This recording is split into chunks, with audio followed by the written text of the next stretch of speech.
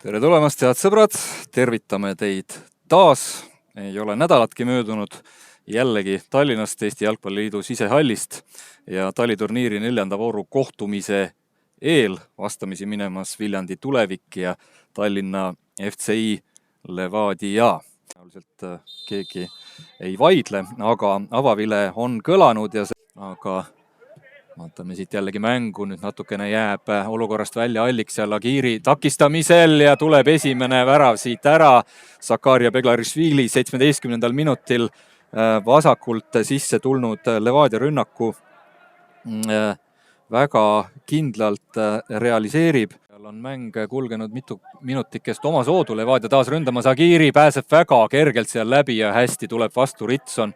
Astub Levadia meeste selja tagant välja, nüüd on Saagil võimalus pealelöögile minna, pealelöögile ka läheb ja teenib siit Tulevikule esimese nurgalöögi, nii et tuleb kiiresse vasturünnakusse vasakule äärel Vassiuk.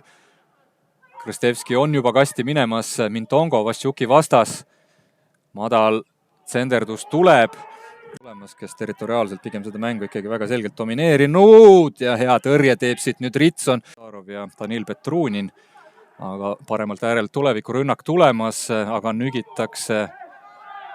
Ja loeb see värav, sellepärast et pall ei käinud üle otsajoone ära, ütleb äärekohtunik ja saab sealt Carson Tormond värava kirja üpris ootamatu, eriti siit.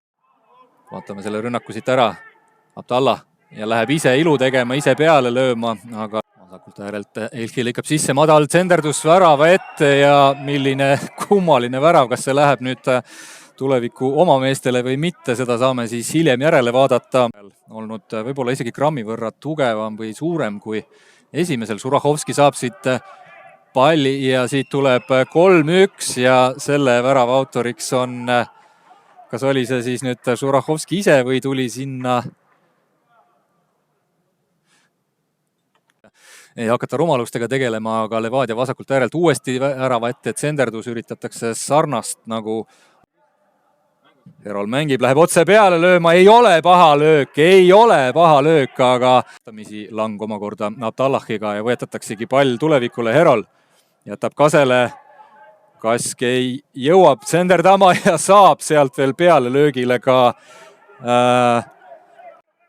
paneb seal üsna jõulist kehamängu ja kohtuniku maitsele liiga jõuliselt elatakse tal seal seljas ja mõlemad mehed, nii Roosnup kui Atanda saavad kollase. Atandale on see kollane teine, mis tähendab seda, et Tulevik teist mängu järjest lõpetab kohtumise vähemuses ja vastu eelmises kohtumises nurgalöök värava keskele, hästi tuleb välja ja rusikatega tõrjub Karl-Erik Jürisson. Kätega mängitakse Kase vastu, aga ei vilistata sealt viga.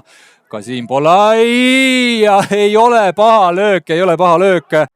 Jürgenson jätab Abdallahile, Abdallah läheb peale lööma ja tõrje.